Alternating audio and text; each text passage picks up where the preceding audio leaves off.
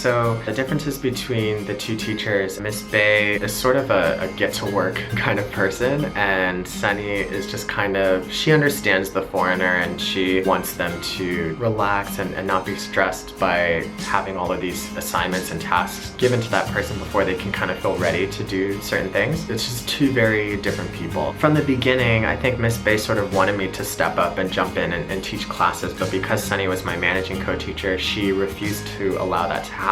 So before orientation, I wasn't teaching anything. I was just basically using that time to shadow both of the teachers and sort of see how they deal with the kids, both classroom management wise and teaching lessons. I wanted to try to see how I can sort of mold into what works for them. It's totally fine to try new things, but you want to make sure that you and your co-teacher are sort of on the same page as far as wanting to do that. I was shadowing with Sunny and I could see that she was very much a disciplinarian. Like, she knew how to control her class on that level. Now Miss Bay, I liked her class because she did try to throw in activities and tried to, you know, play songs and do more active things outside of just doing the textbook, and I appealed to that. Like, I actually really liked that, but her classroom wasn't as controlled, and so I think that at times it could cost the teacher's sanity a little bit. After orientation, I came back and I felt actually really inspired by a lot of the lessons that I learned from orientation. Although, you know, even to this day, I'm still not like the best teacher ever. I did feel more encouraged and I felt more confident in trying to actually teach for the first time. And so with Sunny's class, Sunny was very hands-on in the beginning. If I ever had issues, she was always there to sort of help back me up. You guys actually saw in one of my episodes where I was teaching one of my classes, that's pretty much how she was. Like, if there was any discrepancies between Korean and English, like, she would be there to translate and make sure that the students like have a good grasp on what the lesson's about. Having taught with Sunny prior, I thought that Miss Bay was gonna kind of be the same and be kind of hands-on, but it was not like that. Some teachers will be there to kind of hold your hand and some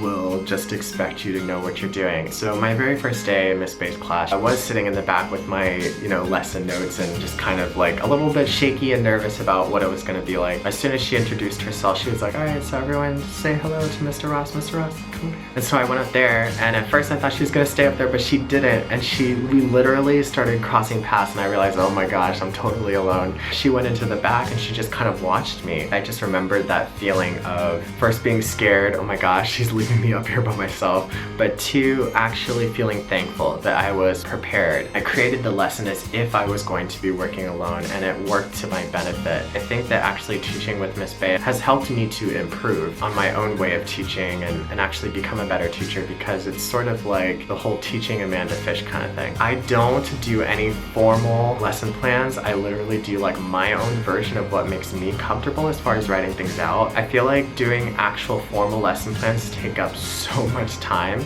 It does get you thinking about all of these different aspects and things, but the way that I do my lesson plans, I just like to sort of write them out. Like, here's activity 1, this is what we're doing, this is what I want to get done, and this is how I want to go about it. But that's, you know, to each his own. Everybody is going to do something different. Some people might follow the actual formal way of doing lesson plans. Some people write it in a notebook. Some people don't even write and do lesson plans. They just know it in the top of their head. They can just look at the book and understand exactly what to do. Not only was I teaching classes, but I also, at my school, I teach after school. After school is a little bit different from regular class. In the beginning, I enjoyed it a lot because I could kind of come up with my own material. Like, I had no regulations at all. I could do a lesson on Power Rangers if I wanted to. I kind of appreciated that freedom, but now I think it's become a hindrance for me because I realized I am a person of structure and I sort of do like guidelines, and to have like a blank page, it's sort of like drawing a picture. Like, I'm not the best artist ever, but if somebody gave me an idea, maybe I could turn it into something special. But to have a completely blank canvas, it's very frightening, and it's like, oh no, and I don't know if the kids will like it. I think that when you're trying to teach something so different every single week, it can be a little bit confusing for the kids. I remember one of my teachers made fun of me because they were like, you're doing family tree again?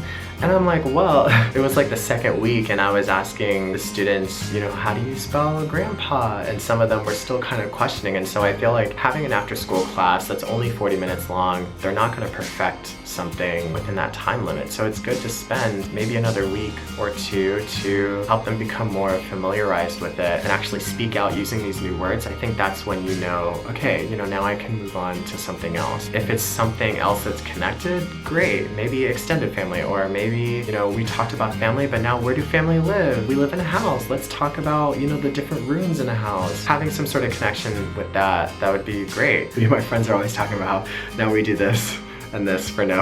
I'm gonna come back to America and be like, yes, I want ice cream, or no, I don't want, I don't know, vegetables. I do have a couple of students that are like behind or low level students in my after school classes as well, and so I do have to keep them in mind. So to jump topics like that, especially for them, it can be very challenging. And so that's another thing you want to keep in mind. Different leveled students, you want to make sure that what you do is going to also benefit them. I know you want to support the majority of the classroom, but I think that even if you have just one behind student, which is the case for me, I think that just because they're not able to voice their opinion about how they might be struggling, you should definitely be aware and do your best to cater to them as well. Club activity. So club activity is something that's actually a little bit different. It's sort of my fourth after school class. It's not a blank canvas, but storytelling. Everyone knows that despite being an English major, reading is my #1 thing that I absolutely hate to do. Like, I'll read an article or something, or I'll read subtitles, but to actually sit and read a book, it's like the most difficult thing for me. I've always struggled with it. Watching TV has just always been my source of learning things. Being in this storytelling class, I hope that it opens up a whole new world to me, because I've always loved the idea of books. Whenever I see people like Oprah talking about their love and their passion for books, it sounds so exactly like why I love TV, but it's just two completely different mediums. And I do know that reading obviously is very important, especially for these kids to learn English. I want to kind of put my best foot forward when it comes to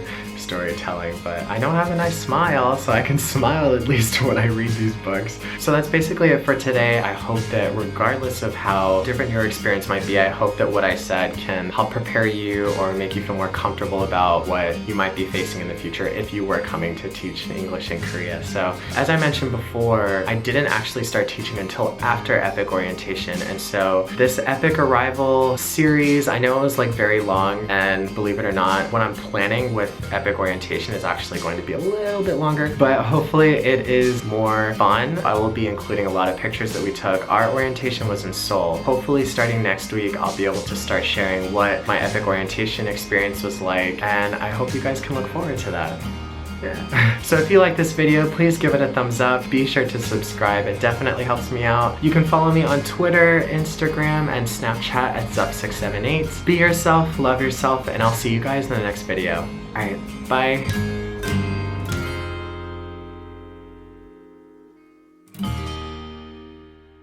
My English is getting so bad since I've been here. Like, the other day I was trying to talk to somebody and I forgot the word pedestrian, and I was like, the people, the passer walkers. I was like, oh my gosh. I remember one student saw, like, my hobbies were writing, watching TV, but then one of the students was like, if you like writing, why are you here?